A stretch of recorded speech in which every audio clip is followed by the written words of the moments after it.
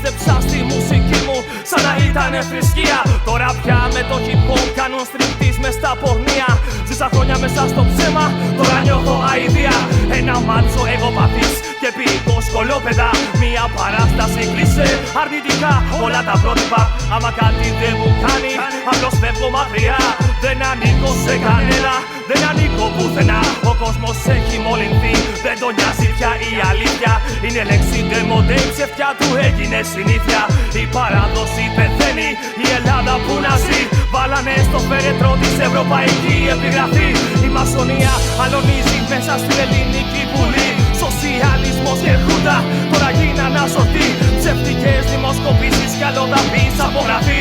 Μα η κυβέρνηση θέλει ψήφους, παίρνει από κάπου να τους βρει. Σαν πια λόγια και ιδέες η πουτανιά σαν αρετή.